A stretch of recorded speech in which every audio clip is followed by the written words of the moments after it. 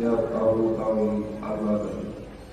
Yang kami hormati Bapak Kepala Sekolah SDN Joko Barat 2, yang kami hormati segenap Dewan Guru SDN Joko Barat 2, dan juga tak lupa saya hormati juga Bapak Desuki selaku Cikipri Angkatan 5 Kabupaten Pamekasan. Puji syukur alhamdulillah marilah kita panjatkan kehadirat Allah Subhanahu wa taala, karena berkat limpahan rahmat taufik dan hidayahnya kita semua pada pagi yang berbahagia ini bisa berkumpul di ruangan ini dalam rangka yaitu fokus group discussion,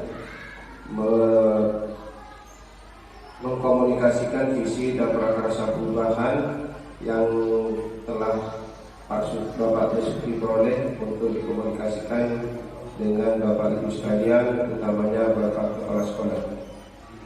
Selawat dan salam mudah-mudahan tetap terlipat curahkan kejunjungan kita Nabi Muhammad SAW yang telah membawa kita dari zaman jahiliyah menuju zaman yang penuh dengan keimanan dan kemajuan seperti sekarang ini.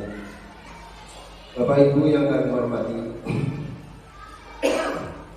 sebelum diskusi ini dimulai, ada beberapa hal yang perlu kami sampaikan, utamanya kepada Bapak Kepala Sekolah. Kegiatan diskusi ini bukan untuk mengusung visi, apalagi merubah visi sekolah.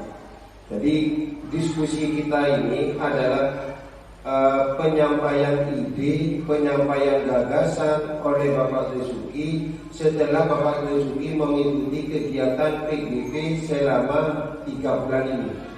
Jadi apa yang telah Bapak Desuki peroleh selama pembekalan guru penggerak selama 3 bulan ini perlu disosialisasikan, perlu disampaikan kepada Bapak Guru, utamanya Bapak Kepala Sekolah, sehingga nantinya bisa dijadikan acuan untuk kegiatan di sekolah SDN Joko Barat 2 ini. Jadi diskusi ini bukan untuk merubah visi, karena visi ini ada tahapannya Bapak Ibu sekalian ya. Dan perlu juga mungkin nanti bisa dijadikan bahan pertimbangan oleh Bapak Kepala Sekolah, apakah visi yang ditawarkan oleh Pak Desuki ini perlu cocok dengan sekolah atau tidak, perlu dijadikan bahan pertimbangan. Bapak Ibu yang kami hormati, untuk kegiatan diskusi ini saya sudah merancang acaranya sebagai berikut. Yang pertama yaitu pembukaan, yang kedua sambutan dari Bapak Kepala Sekolah, yang ketiga pemaparan visi dan prakarsa perubahan sekolah oleh Bapak Desuki selaku Cikipri Angkatan 5, dan berikutnya yaitu diskusi kita untuk berisi nantinya pertanyaan atau kritisi tentang apa yang menjadi gagasan-gagasan perubahan yang disampaikan oleh Bapak Desuki. Dan yang terakhir adalah penutup. Bapak Ibu yang kami hormati, agar pelaksanaan diskusi ini bisa berjalan dengan lancar dan bisa membawa manfaat bagi perubahan sekolah SDN Joko Barat 2 ini, mari kita mulai, kita buka bersama-sama dengan pembacaan basmalah. Bismillahirrahmanirrahim. Acara yang kedua yaitu sambutan dari Bapak Kepala Sekolah SDN Joko Barat 2 kepada Bapak Ahmad Fauzi SPDSD, dipersilakan. Assalamualaikum warahmatullahi wabarakatuh. Bismillah, subhanallah, walhamdulillah, la ilaha illallah, Allahu akbar. Allahumma salli ala sayyidina Muhammad wa ala sayyidina Muhammad, la haula wa la quwwata illa billah. Yang terhormat Bapak Muhammad Syahjani Subianto SPD selaku pengajar praktek dan sekaligus untuk hari ini sebagai moderator dalam acara fokus group discussion visi dan prakarsa perubahan sekolah. Yang saya hormati dan saya banggakan Bapak Ibu Tendik SD Negeri Joko Barat 2 Pasian. Syukur alhamdulillah pada pagi menjelang siang ini kita oleh Allah Subhanahu wa taala dipertemukan dalam keadaan sehat walafiat. Semoga kami, kita, dan keluarga kami senantiasa berada dimanapun dalam keadaan dan dilindungi oleh Allah Subhanahu wa Ta'ala, dan diselamatkan dari segala musibah.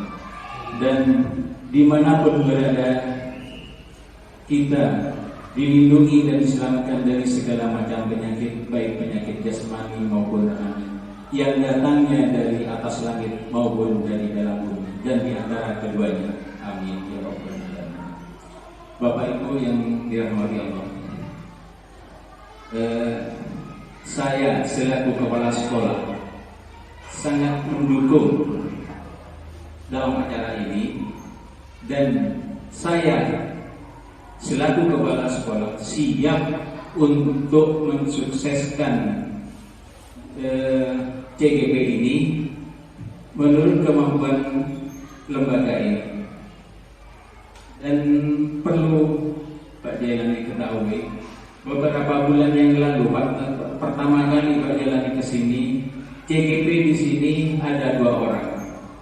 Karena kebijakan, meskipun sebelah kami menjadi korban kebijakan ini, kami merasa kehilangan salah satu guru yang sangat kami banggakan.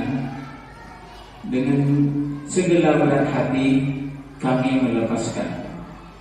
Ya, kami hanya begini, hanya pusat dada ditinggal oleh salah satu guru kebanggaan kami. Semoga yang ditinggal, yang masih ada di sini, masih diberi kekuatan, kesehatan, dan kesempatan untuk mengabdi kepada pemerintah dan negara ini, sehingga pendidikan di lembaga ini semakin berkembang. Lebih-lebih nanti kalau Pak Basuki sebagai JGP yang akan menyampaikan gagasannya nanti akan kami terima dengan senang hati, dengan dukungan semaksimal mungkin dari kami selaku kepala sekolah dan teman-teman. Tidak lupa saya ucapkan kepada Pak Jailani terima kasih atas bimbingan Bapak. Kami banyak pengalaman dari, meskipun saya sendiri tidak ikut dalam JGP, tapi banyak ilmu-ilmu yang sudah disampaikan kepada kami selaku warga sekolah di sini. Ilmu-ilmu yang didapat dari Pak Basuki selama sekitar 3 bulan sampai sekarang ini. Sekian Bapak Ibu, sambutan dari saya. Wabillahi taufiq wal hidayah. Wassalamualaikum warahmatullahi wabarakatuh. Waalaikumsalam warahmatullahi wabarakatuh. Bapak Ibu yang kami hormati, demikian sambutan dari Bapak Kepala Sekolah. Sangat antusias sekali dengan kegiatan ini dan memberikan dukungan yang sangat luar biasa terhadap kegiatan yang diikuti oleh Pak Basuki mengikuti kegiatan CGP ini. Ini harapan dari Bapak Kepala Sekolah. Mohon nantinya Pak Basuki jangan mengecewakan ya, dengan memberikan dukungan yang luar biasa ini. Mari kita tunjukkan dengan aksi nyata, kerja. Bapak Ibu yang kami hormati, acara berikutnya yaitu pemaparan visi dan prakarsa perubahan sekolah yang akan disampaikan oleh Bapak Basuki. Kepada Bapak Ibu mohon dicermati dan disimak dengan sebaik-baiknya. Mungkin tayangan ini akan menambah wawasan dan memberikan inspirasi bagi Bapak Ibu sekalian, sehingga nantinya ada perubahan-perubahan menuju yang lebih maju lagi. Kepada Pak Basuki dipersilakan.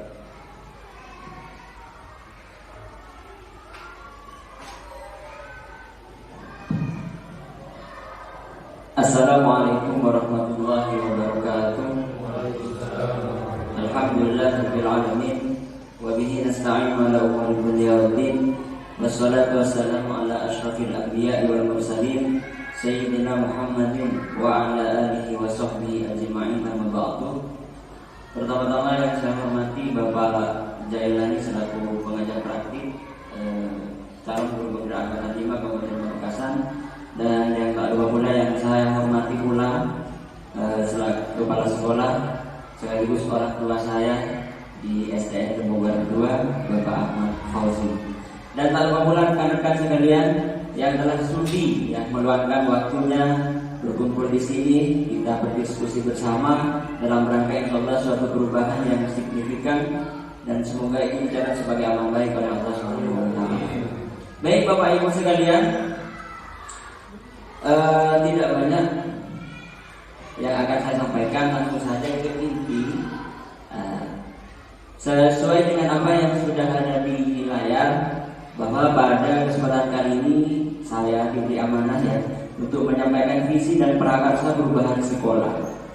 Karena visi seperti yang sudah dijelaskan di awal, bahwa maksud kami bukan untuk merubah visi, tapi memberikan sedikit masukan, siapa tahu nanti bisa menjadi pertimbangan yang akhirnya bisa membawa dampak kemajuan bagi sekolah kita kali ini.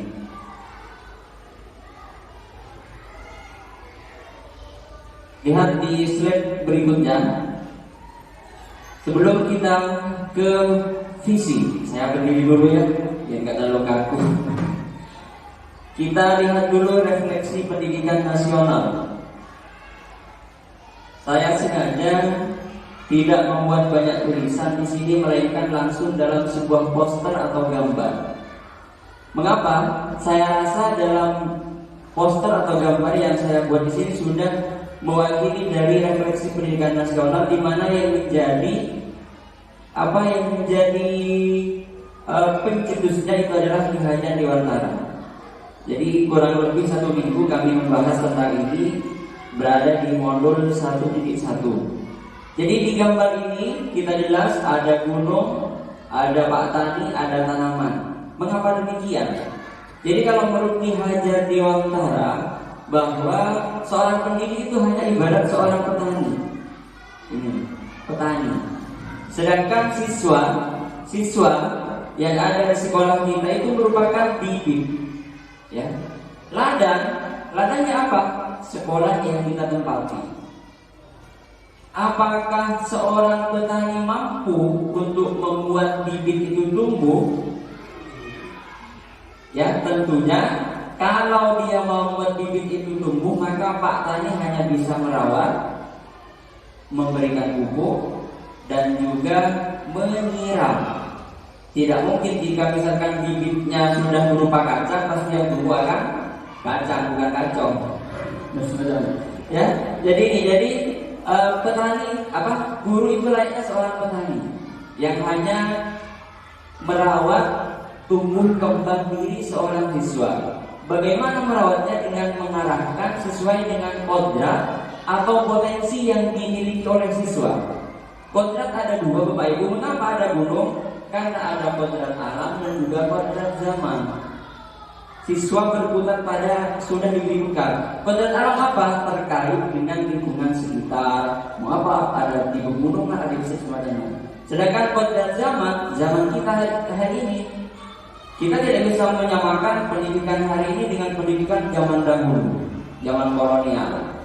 Ya, kalau dahulu mungkin siswa takut sama guru karena dengan power atau kekerasan, tapi sekarang hal itu sudah mulai dikurangi, bahkan tidak ada yang takut. Ada ikatan, ada kenyamanan antara guru dan siswa, sehingga tidak ada gap yang begitu besar yang menyebabkan siswa itu takut, minder dan menurut. Ya, jadi ini bekal seorang petani, ada pupuk, ada tanaman apa?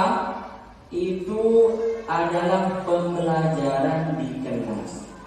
Jadi pupuknya untuk membuat seorang pendidik itu bisa kita arahkan sesuai kodratnya, maka kita memberikan pupuk dengan pembelajaran yang ada di kelas. Kalau hari ini dulu kita tidak mengenal pembelajaran berdiferensiasi, sekarang ada lagi pembelajaran KSE, kompetensi sosial emosional nasional, beda lagi Bapak Ibu, nanti akan ada waktunya. Jadi ini tentang seputar pendidikan. Dan yang menjadi jargon atau slogan dari pendidikan Tuturi Handayani, ini sepotong potongan terakhir. Lengkapnya, ingkar sosungtulodo, imat yo mangunkarso. Jika salah saya logat Jawa mohon diperbaiki. Yang artinya di depan memberi teladan, seorang pendidik di depan memberi teladan, sedangkan di tengah memberi bimbingan, di belakang memberikan dorongan. Ya, dorongan bukan macam turun ke dalam jurang ya. Dorongan berikan dalam rangka motivasi. Jadi di depan dia menjadi tauladan. Oleh karena itu guru itu merupakan seorang model. Kita mengajar itu model, akan dilihat tindak tanduk oleh murid kita. Bagaimana dari penampilan, bagaimana dari face kita, maromo enggak, marah, itu akan dilihat. Oleh karena itu guru itu seorang model. Jadi depan menjadi teladan dari semua hal, utamanya teladan dari sikap. Kalau gurunya buang sampah sembarangan, maka jangan salahkan murid jika ada yang buang sampah. Jika ada orang tua kencing, berdiri murid kencing, berlari di taat. Ya, jadi itu teladan. Yang ketika di tengah dia beri bimbingan terhadap arah yang lebih baik. Tentunya ya, bagaimana dia bisa menumbuhkan prestasi, menumbuhkan minat, menumbuhkan rasa ingin tahu dan semacamnya. Itu ketika guru sudah berada di tengah. Nah, ketika di belakang lain lagi posisinya melainkan menjadi pendorong, notok terus. Ketika ada satu hal yang siswa ragu tapi ini benar, takut dan ikut silakan berikan dorongan atau motivasi. Dan itu konsep atau refleksi pendidikan nasional yang dalam hal ini menjadi pencetusnya adalah Ki Hajar Dewantara. Lanjut Bapak Ibu ke slide berikutnya.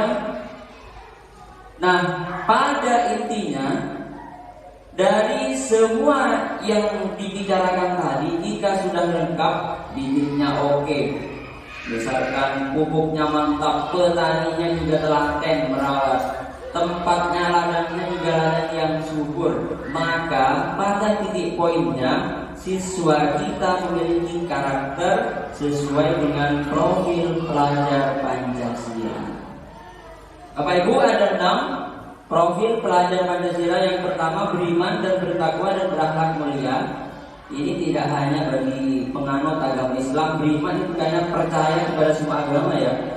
Karena kita beragama seperti beriman kepada Allah, dan juga bertakwa dan memiliki akhlak yang baik. Itu harapannya. Setelah kodratnya kita pupuk dan bisa muncul, harapannya yang pertama, anak itu bisa menjadi seorang yang beriman, bertakwa, dan yang terpenting memiliki akhlak mulia.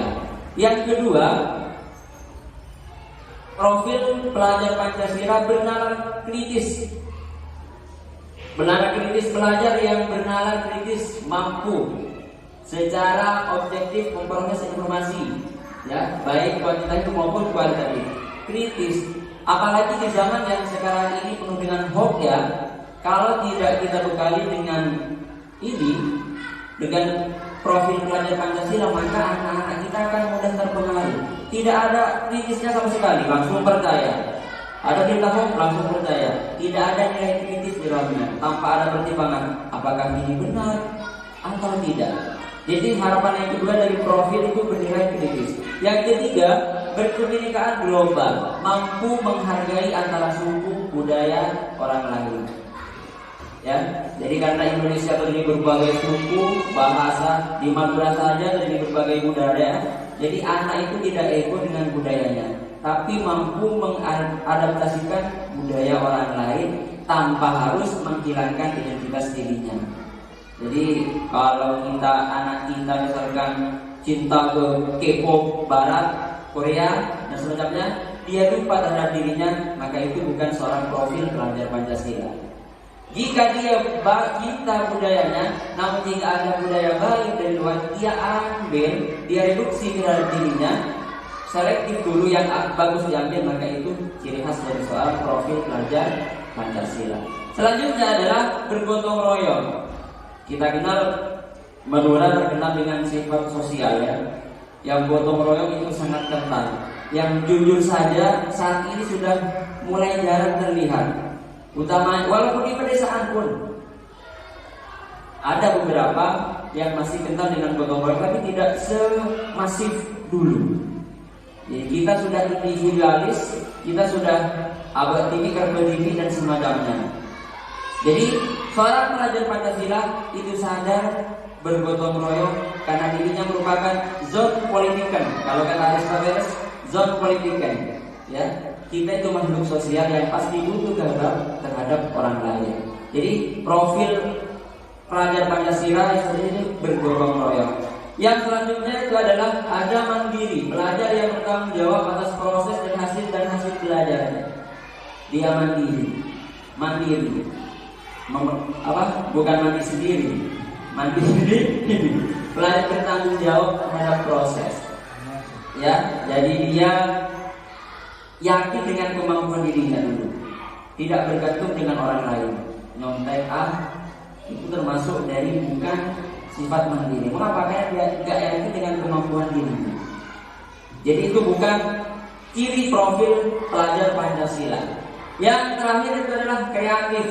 Pelajar yang kreatif mampu memodifikasi dan menghasilkan sesuatu yang orisinil, bermakna, bermanfaat dan berdampak. Kreatif. Kalau kita ada istilah ATM, amati, tiru, modifikasi, bukan plagiat. Kalau amati, tiru, tanpa copy paste itu plagiat. Jadi kita mungkin punya ide dari Bu Lutfia, kita aplikasikan di kelas. Atau Pak Dada punya ide tentang ini, kita kalau itu baik tidak bisa aplikasikan di kelas. Nah inilah pada titik poinnya, harapannya siswa kita memiliki profil pelajar Pancasila. Kok serius amat Bapak Ibu? Kita SPP dulu ya sebentar. Lah, jawabkan kompak. Saya akan mau tes. Apakah Bapak Ibu lulus tes warna? Siap? Nah, yuk. Lihat. Warna? Biru. Salah hijau berarti ada. Karena nggak ada warna visual. Biru. Warna apa? Kuning. Nah ini hijau baru. Ayo jawab dulu. Ya. Ungu. Nah lulus tes TK ini namanya. Naik ke level tes SD. Yuk. Biru. Yuk. Coba. Kuning. Yuk. Yuk. Merah apa ungu yang paling bawah? Ungu. Warna ungu cuma tulisannya merah. Let's fokus. Naik level. Kita ke SMP. Nah ini yuk. Hijau. Terus. Biru. Merah. Ungu. Lolos ternyata dia jadi itu hanya untuk mengetes konsentrasi Bapak Ibu biar tidak terlalu kegiatan. Lanjut ya. Lanjut selanjutnya. Nah kita ke titik poin. Titik poin dari mau masuk ke visi. Sebelum kita masuk ke visi, mari kita merangkai kata lewat mimpi. Nah ini Bapak Ibu mohon dibagikan Pak Arif ini.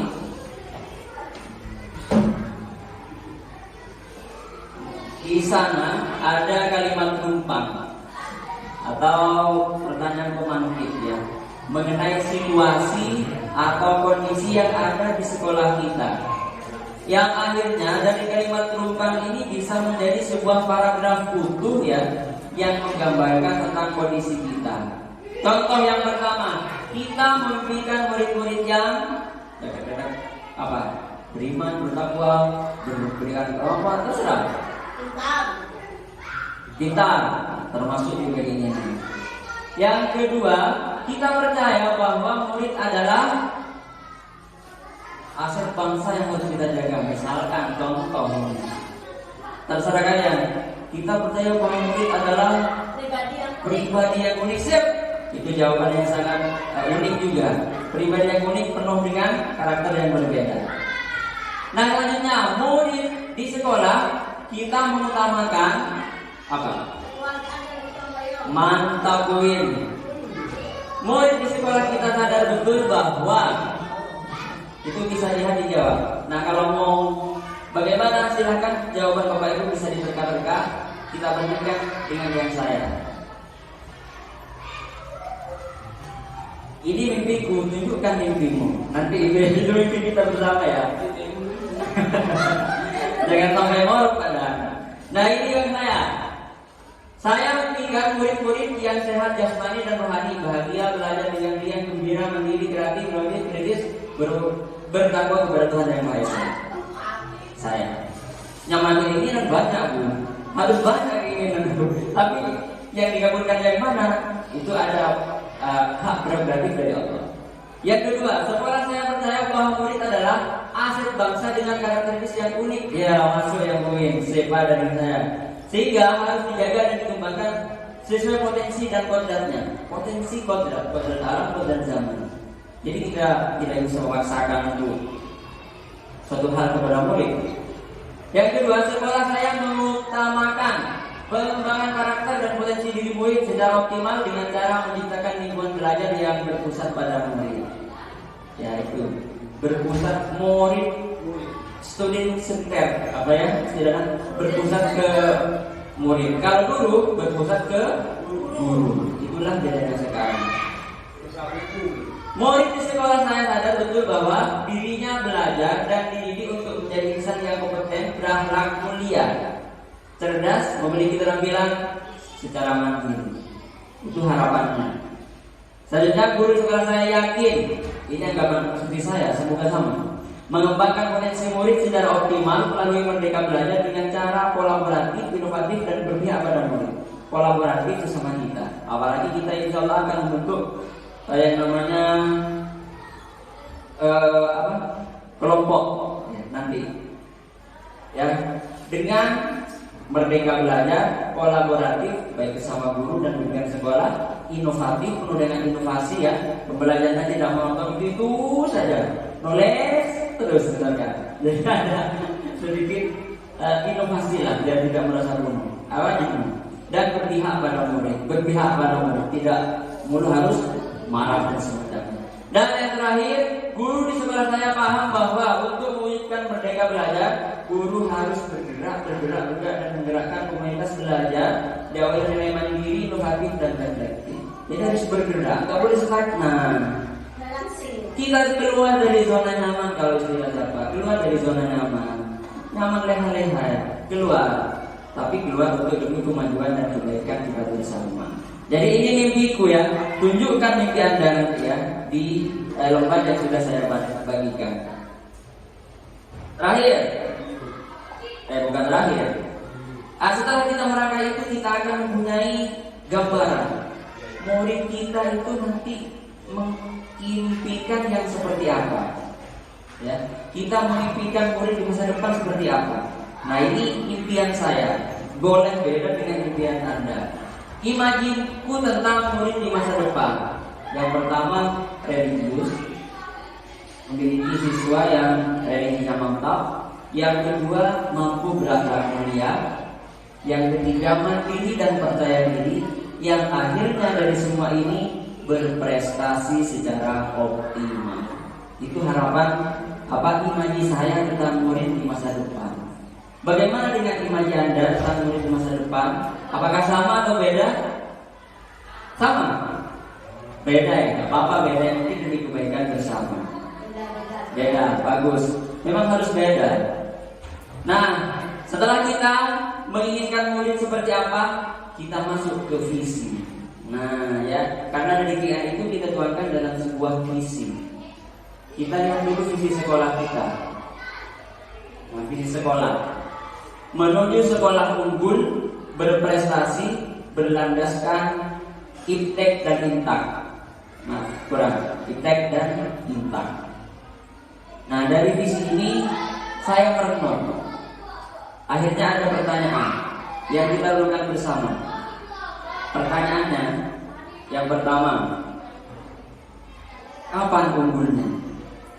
Jadi istilah menuju sekolah unggul, menuju terus ada pak itu. Ya, kapan unggulnya? Saya menuju sekolah unggul tahun 2023 pasti.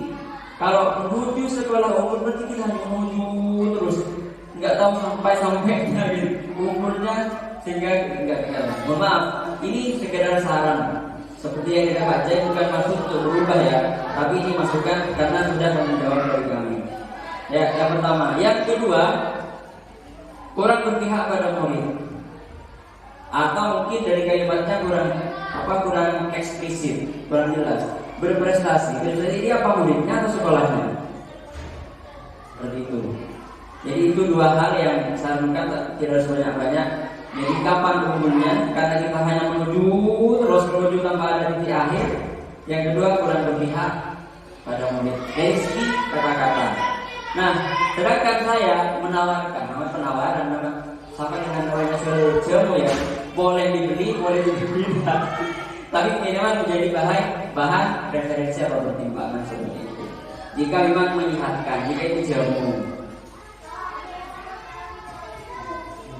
Visi guru penggerak, visi saya nanti bisa dikembangkan. Bagaimana ini? Lihat, visi saya mewujudkan generasi berakhlak mulia dan berprestasi optimal. Sama-sama kecil, tidak harus banyak-banyak, tapi insya Allah sudah mencakup dari semuanya. Akhlak mulia dan berprestasi. Itu visi dari saya. Nanti soal titik uniknya bisa kita perpanjang dalam forum diskusi jika memang ada yang mau ditanyakan. Selanjutnya, dari visi yang sudah saya buat, akhirnya muncullah sebuah prakarsa perubahan. Nah, ini yang diharapkan sebenarnya. Apa yang akan kita harapkan kepada murid kita? Perubahan apa yang akan kita harapkan dengan misalkan visi saya yang baru? Tentu ada dua hal. Yang pertama, siswa memiliki akhlak mulia. Jadi dia berperilaku beradab lah istilahnya. Apalagi orang Madura yang kental dengan adab. Ya, tidak dipandang karena yang tampak ketika kita bergaul dengan masyarakat itu adab. Apakah dia pintar, profesor, tidak, ala yang tadi saya belum tahu. Tapi yang tampak akhlaknya, dia bagaimana berperilaku. Poin kedua, nanti saya ingin siswa memiliki prestasi akademik oke, non akademik siap, prestasi dirinya juga oke. Jadi prestasi mencakup semua hal, tidak hanya prestasi akademik, prestasi mengembangkan diri, prestasi non akademik juga dia memiliki. Ini prakarsa perubahan yang kita canangkan, yang saya, karena ini penawaran yang saya canangkan. Baik Bapak Ibu sekalian, terakhir adalah terima kasih. Hanya itu yang bisa saya sampaikan. Kalau memang ada hal yang mau kita komunikasikan, insya Allah saya siap di sini. Saya kembalikan lagi kepada moderator.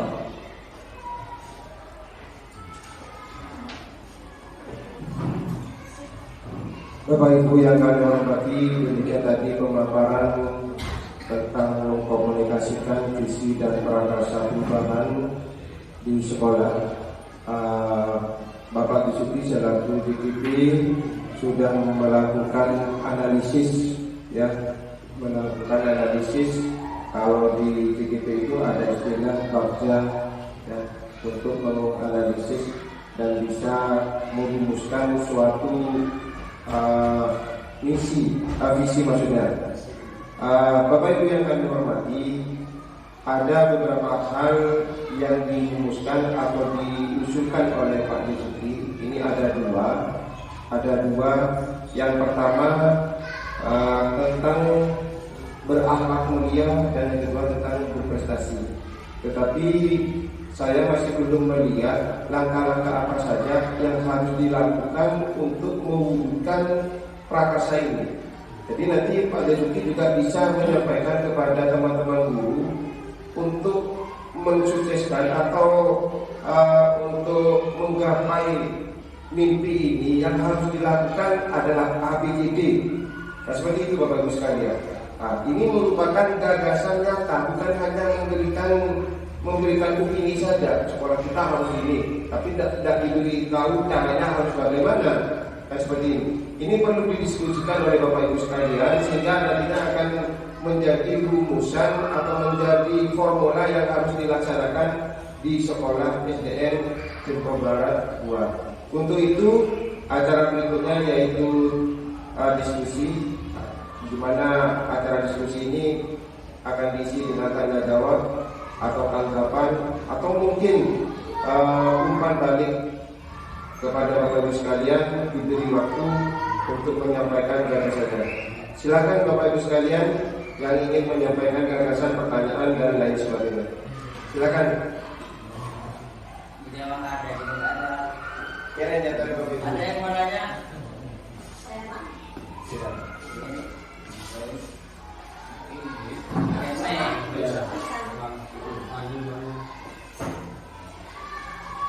Ada visi yang ditawarkan pada Suki dan sebelum prakarsa perubahan itu, di sana pada Suki menawarkan bahwa siswa berakhlak mulia dan berprestasi.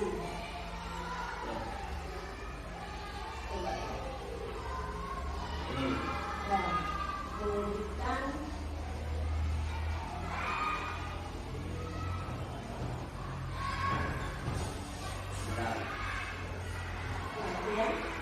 visi daripada Suki mewujudkan generasi berakhlak mulia dan berprestasi optimal.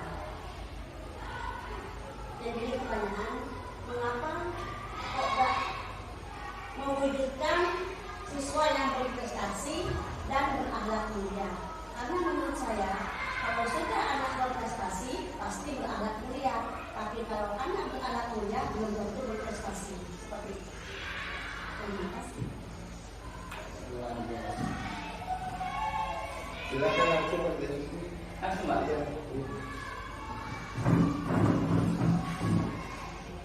Baik, terima kasih Win yang telah bertanya dan menghidupkan sesi ini dengan baik.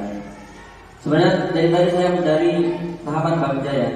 Tahapan bagja tadi saya telah buat dengan berdasarkan kepada visi ini. Masih dicari lupa ditaruh di mana. Begini, mengapa saya mengutamakan akhlak daripada berprestasi?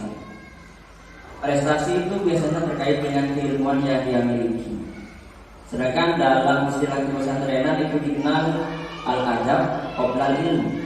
Adab dulu baru ilmu, ya. Mengapa kok sampai demikian? Seperti ini, saya jadi teringat kisah dari video yang viral Sujiwo Tejo kalau nggak masalah, budayawan Indonesia, ya Madura bahkan ya Pak, ya.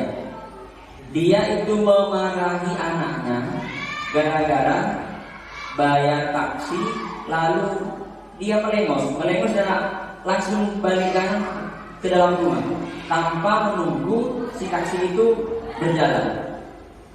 Dia marah dengan sangat marah yang luar biasa. Anaknya komentar, loh Pak, saya kan sudah bayar. Iya nak, yang kamu bayar itu hanya jasa dia, tapi perasaan dia belum kau bayar. Seharusnya kalau kau memang anak yang beradab, berakhlak, tunggu dulu taksi itu berangkat baru kamu masuk ke dalam rumah. Ini seorang Sujiwo Tejo, budayawan. Ya, jadi dia sangat menekankan terhadap akhlak, ya, akhlak kepada anak didiknya. Kita hidup di masyarakat seperti yang saya singgung sebelumnya. Mohon maaf ya, bukannya prestasi tidak penting ya, dan bukan mengesampingkan prestasi ya, tapi kita pilih dulu mana yang utama dan mana yang nomor dua. Ya, kalau jelas bahasa agama al-adab qoblal ilm, adab dulu baru kita ilmu. Ya, hidup di masyarakat, walaupun kita sudah makai, misalkan mohon maaf, bukan memakai. Jika tidak memiliki akhlak yang baik, maka dia juga tidak dianggap. Ya, akhlak di sini mohon maaf ya, akhlak di sini akhlak dalam segala hal. Akhlak kita kepada Allah ada, akhlak kepada diri sendiri, akhlak kepada lingkungan. Dipakai semua ya, akhlak kepada orang lain ya. Itu yang saya maksud ya. Jadi walaupun dia memiliki prestasi segunung, segudang, jika tidak memiliki akhlak yang baik maka nol, banyak masyarakat. Jangan-jangan juga ketika dia mengutamakan otak, prestasi tanpa dengan akhlak, mohon maaf ya, jika dia sudah menjadi pejabat dan mempunyai kekuasaan, maka dia tidak berakhlak dan akhirnya bisa berakibat ke korupsi. Jadi itulah landasan saya mengapa akhlak dibangun, maka insya Allah itu akan ikut yang namanya prestasi. Jadi ma yatalaku bisyarif fasyarif. Sesuatu yang digantungkan dengan yang mulia, maka dia akan ikut mulia. Kalau jika akhlak yang kita tanam, maka sesuatu yang bagus itu akan ikut. Kita anggap melebar lah, koleknya sampai dibuat, ketika disamak dan dibersihkan menjadi berita Al-Quran, maka dia akan disitu ya mulia. Jadi ma yatalaku bisyarif fasyarif. Sesuatu yang digantungkan dengan mulia, maka dia akan menjadi mulia. Harapan saya demikian. Apakah saya tidak memiliki prestasi? Tidak, tapi akhlak itu kita pupuk, insya Allah prestasi itu juga kita genjot. Ya, akhlaknya baik, maka juga diikuti dengan prestasi. Kalau prestasi dulu khawatir kita tidak memiliki siswa yang berakhlak. Itu ya Bu. Jadi hanya prestasi berarti dia lupa terhadap dirinya bahwa dirinya seorang manusia, yang mana dia akan hidup dengan lingkungan yang penuh dengan etika dan tata krama. Bisa dipahami Bu? Ya, jadi itu ya. Jadi mohon maaf jika kurang berkenan, tapi itulah sedikit pendapat yang saya kemukakan. Sekian Pak, terima kasih. Mungkin ada yang lain Bapak Ibu sekalian, silakan.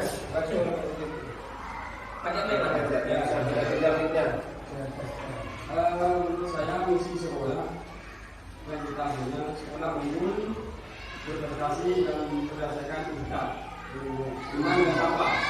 Sedangkan malah itu kita mengumpulkan generasi yang berakhlak, mulia dan berprestasi.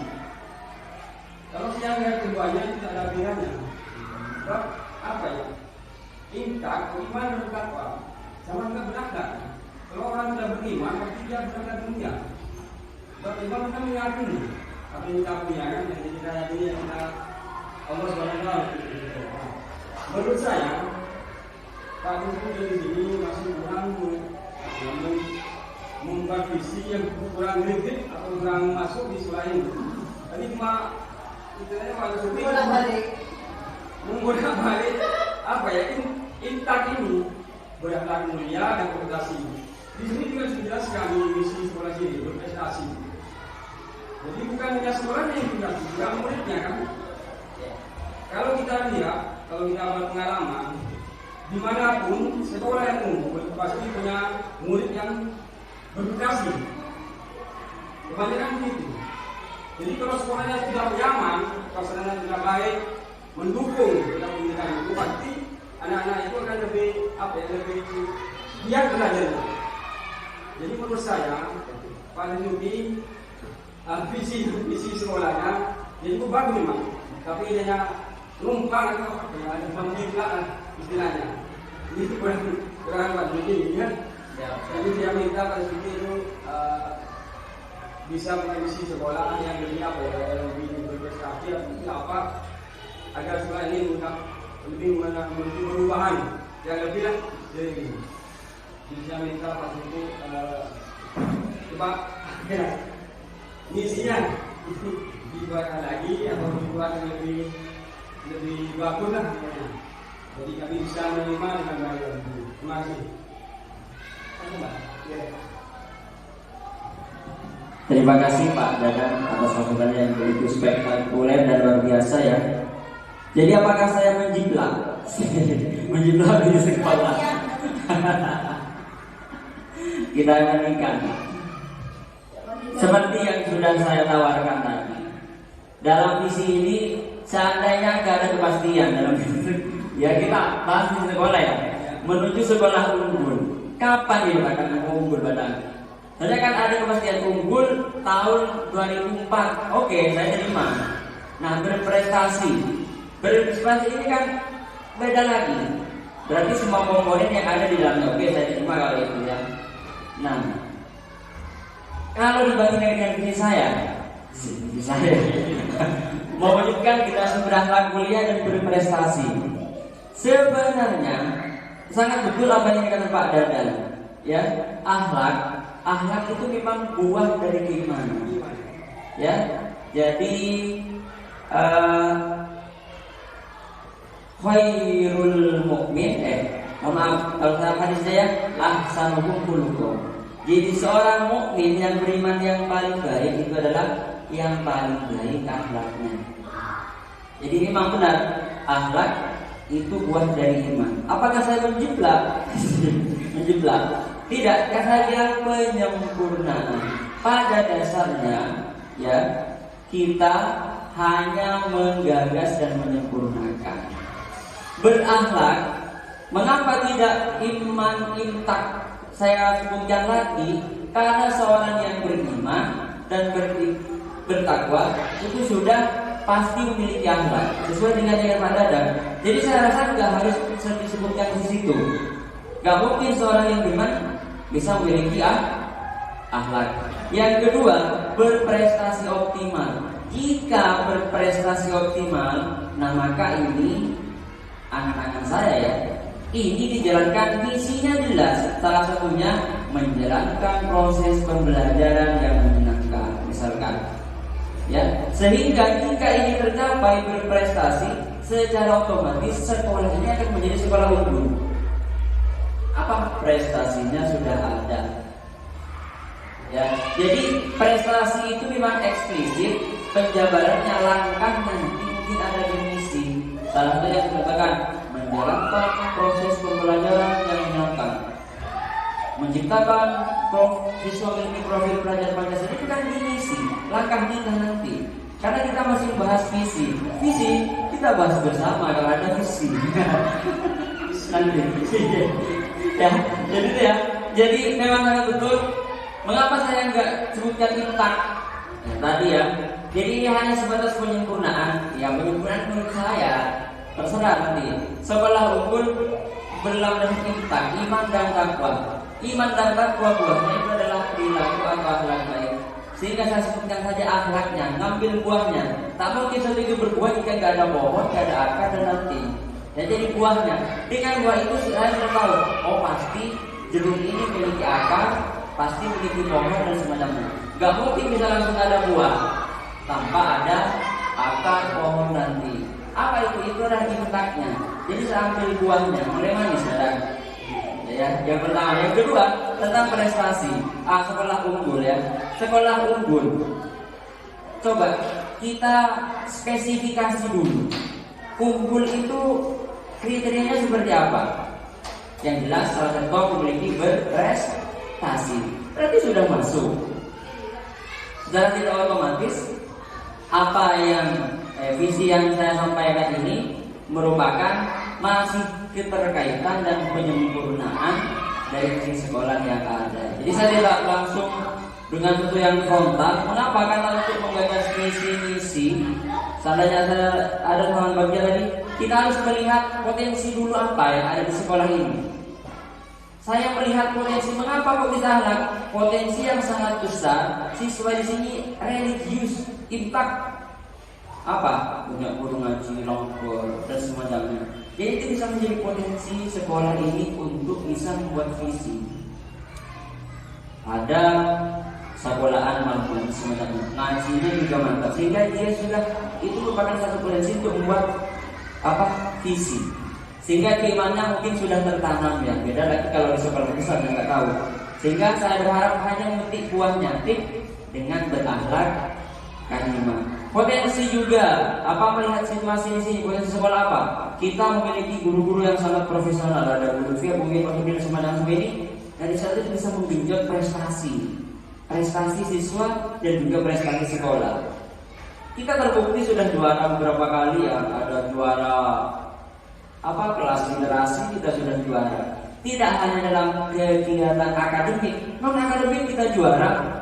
Senam, oke, pramuka, lanjut. Ngaji, oke. Pidato juga oke, kemarin kita juara di, walaupun masih tingkat kecamatan. Ya. Jadi kita sebenarnya sudah punya potensi ya untuk merumuskan visi itu sudah ada. Kita ambil potensi yang ada dulu, jangan langsung mencopot potensi yang tidak ada di luar. Nah, soal penjabarannya bagaimana nanti berakhlak karimah dan berprestasi optimal, kita tuangkan dalam buku misi. Apa yang akan kita laksanakan sekolah ini, apa yang akan sekolah kita laksanakan. Ya, demikian saya rasa, dan juga mohon maaf jika ada salah. Kita bisa diskusi lebih lanjut walaupun di luar forum ini. Terima kasih, saya kembali ke Bapak Moderator. Bapak Ibu yang kami hormati, demikian tadi diskusi kita.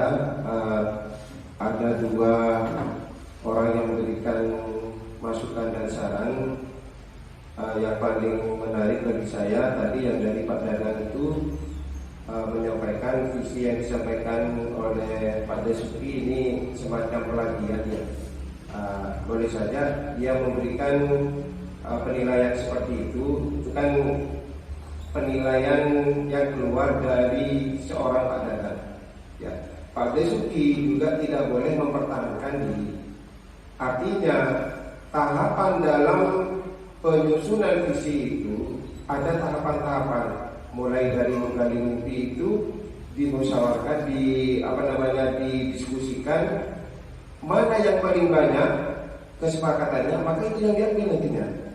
Dan meskipun Pak Desuki sudah punya seperti ini, tetapi sementara teman-teman guru yang lain setuju yang lama, Pak Desuki tidak bisa memaksakan kehendak untuk memaksakan visinya Pak Desuki, tidak bisa, karena kesepakatan teman-teman yang lain.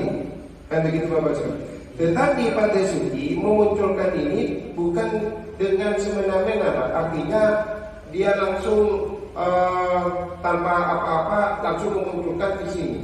Ini sudah dilakukan melalui analisis. Mungkin Pak Desuki bisa sampaikan nanti analisis bagiannya seperti apa, sehingga teman-teman nanti akan tahu, oh itu yang sudah dilakukan Pak Desuki, sehingga dimunculkan kesimpulan visinya seperti ini.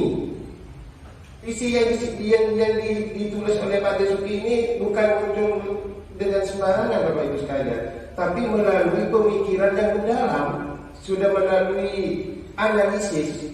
Kalau di guru penggerak itu namanya baca. Ya mungkin nanti bisa didiskusikan lebih lanjut oleh Bapak Ibu sekalian. Pak Desuki jangan mempertahankan idenya, itu saja intinya.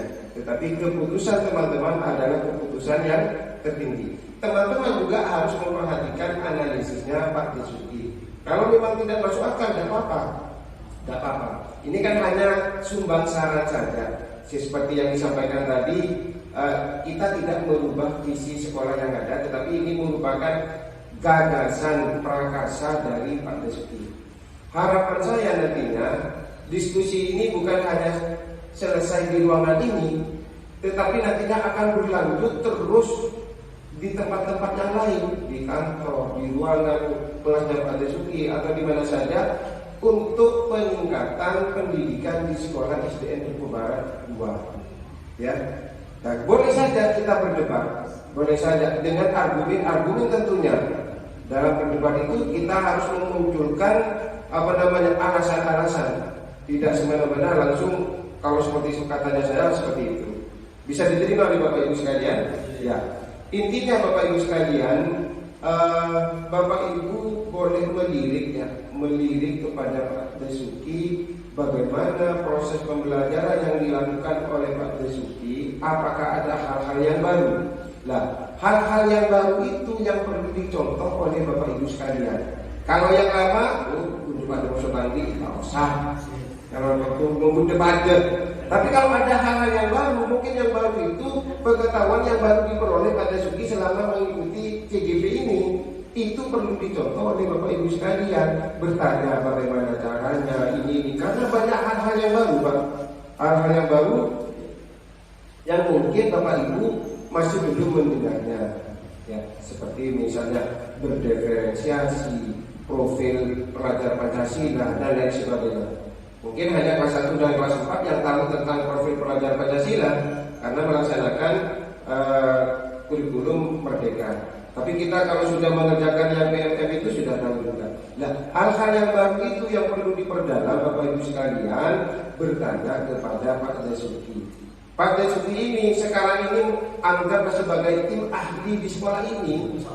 Ya, tim ahli, yang namanya tim ahli tahu segalanya harusnya. Kan begitu Bapak Ibu sekalian. Kalau tidak tahu, lihat di literaturnya nanti, lihat di bukunya, lihat di begitu. Ya Bapak Ibu, namanya kita berdiskusi, jangan menggunakan kekuatan otot. Kita menggunakan otak saling berargumentasi. Kan itu Bapak Ibu. Ada yang lainnya Bapak Ibu? Cukup ya? Iya. Mungkin dari Bapak Kepala Sekolah? Cukup Pak ya? Terima kasih Bapak Ibu yang kami hormati. Alhamdulillah kegiatan diskusi pada pagi hari ini sudah berjalan dengan lancar. Ada masukan-masukan yang perlu dikoreksi oleh Pak Dasuki selaku DPP dan memperbarui atau mungkin juga menambah literatur yang ada sehingga menguatkan apa yang menjadi gagasan pelaksananya.